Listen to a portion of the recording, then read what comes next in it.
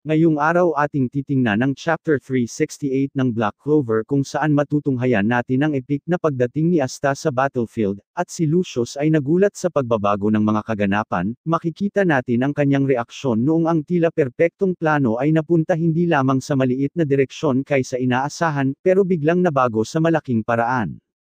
Dahil ang taong kanyang pinatay gamit ang kanyang sariling mga kamay ay dumating para maghiganti, sa karagdagan, mayroong butil ng pag-unlad sa kaganapan na maaaring maghayag ng tunay na nakaraan ni Yami. Sa pangkalahatan, ang aksyon ngayon ay nagiging mas lalong umiinit. Bago natin simulan ang chapter, gusto kong sabihin sa inyo ang ilang importanteng balita. Ang Black Clover ay hindi na makikita sa Shonen Jump habang ito ay nailipat sa Giga Jump magazine, at ngayon ang mga chapters ay hindi na mailalabas bawat linggo tulad ng dati. Ngayon ang schedule ng paglabas ng chapter ay magiging quarterly, pero ito ay may 50 to 60 page bawat chapter per season. Ito'y winter, spring, summer, fall season. At ang Black Clover Chapter 369 ay may lalabas sa December, pero ano pa man ating simula ng chapter na ito, pagkatapos ng kanilang laban sa Witch Forest, ang nilalaman ng manga ay nailipat sa kapital ng Clover Kingdom. Kung saan ang dalawang matalik na magkaibigan na sina Yami at Morgan ay magkaharap na naglalaban, sa pagtingin ng magic ng kapitan ng Black Bulls, ang Paladin ay masaya at nagulat sa kung paano nagawa pa lalong mamaster ni Yami ang kanyang dark magic. Gayunpaman, kahit gaano kasaya ito nagugulin ang kanyang oras sa kanyang dating matalik na kaibigan, hindi maaaring kailangan lamang pagtuunan ni Morgan si Yami, dahil ayon sa plano ni Lucius, ang mga Paladin ay kailangang sirain ang lahat para maaring maisilang ang paglikha ng isang bagong mundo at ang buong sangkatauhan ay magiging walang anumang depekto. Kaya si Morgan ay nagdesisyong gamitin ang kanyang ikalawang magic na ibinigay sa kanya ng kanyang master na si Lucius, at katulad ni Yami, ikaw ay magugulat sa kung anong uri ng magic ang kanyang ikalawang attribute. Para sa antagonist na ilagay ang dark magic sa loob ng katawan ng Paladin na ito na ipinagsama ang dalawang supernatural na puwersa ang light at dark magic sa iisang individual, kaya ibinigay ni Lucius kay Morgan ang kapangyarihan ng devil na si Lucifagus na naging sanhi ng kanyang kamatayan. Pero tatanungin ninyo bakit ito ay si Lucifagus. Ito ay dahil ang dark magic ay may parehong outgoing na particles katulad ng devil power ni Lucifagus, at siya din ay maaaring mag-absorb ng mana mula sa iba katulad ng dark magic mismo. Pagkatapos nito, sa salita ng kanyang katunggali, alam ni Yami ang kakayahan ng kapangyarihang ito kaya ginamit niya ang kanyang dark magic, at ang Paladin ay nagsimulang hilahin ang kapitan ng Black Bulls patungo sa kanya sa mabilis na galaw, at sa parehong oras inatake ito gamit ang sinag ng liwanag para mas lalo pang mapinsala ang depensa ng kanyang kalaban. Namangha si Yami sa kung gaano kalakas ang dark magic ni Morgan kumpara sa kanyang dark magic, at ito ay hindi nakakagulat, sapagkat ang kalaban ay nasa kanya ang buong kapangyarihan ng devil habang ang katutubo ng Yami clan ay maaari lamang kumuha ng bahagi ng kapangyarihang ito.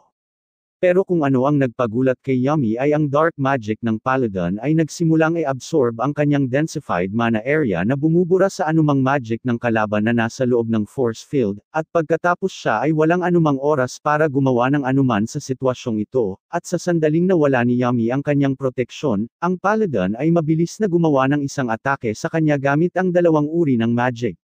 Sa parehong oras, ang Paladin ay humingi ng paumanhin sa kapitan ng Black Bulls dahil siya lamang ang naging pinakamalakas na Magic Knight, at si Yami ay hindi nakasabay sa kanya. Ito ay kanyang sinasangguni sa nakaraang mga chapter tungkol sa nakaraan nina Noct, Yami at Morgan kung saan si Morgan at Yami ay gumawa ng isang ambisyon na sila ang magiging pinakamalakas sa Clover Kingdom.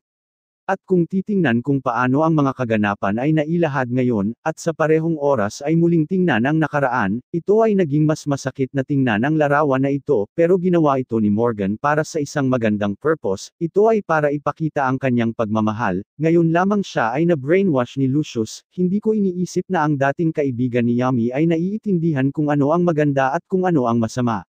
Pagkatapos tayo ay napunta sa laban sa pagitan nina Lucius at Yuno na nilalabanan ang dalawa sa duplicate ni Lucius ng magkasabay, at sa totoo lamang, ngayon ito ay naging mas mahirap para sa prinsipe ng Spade Kingdom na malabanan ang kalaban, dahil kahit na ang antagonist ay hindi pa nagagawang magamit ang time magic, siya pa rin ay napakahirap na kalaban. At ngayon kung sila ay marami, ang magagawa lamang ni Yuno ay depensahan ang kanyang sarili, at kahit na nagagawa niya ito sa mahirap na paraan, kahit si Marx ay naunawaan ang sitwasyon na ito sa parehong paraan na sinasabing ito ay imposibleng labanan ang dalawang malakas na kalaban ng nag-iisa. Pati na rin kung si Yuno ay makakatanggap ng kritikal na pinsala, ang spell na Neverland ay mawawala na mabilis na magdudulot sa ibang Magic Knight na mawala at least ang ilan sa kanilang buff na ibinigay sa kanila ni Yuno na nagbigay sa kanila ng oportunidad na malabanan ang kanilang kalaban.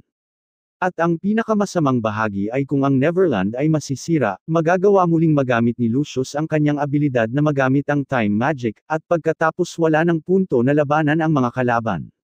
Gayunpaman, kahit ngayon, sa paglaban sa mga anghel na walang paa, at ang paglaban sa dalawang antagonist ay masyadong mahirap pero ang mga kalaban ay hindi tumigil ng kahit isang segundo at sinabing ito ang tamang oras para tapusin ang mundong ito.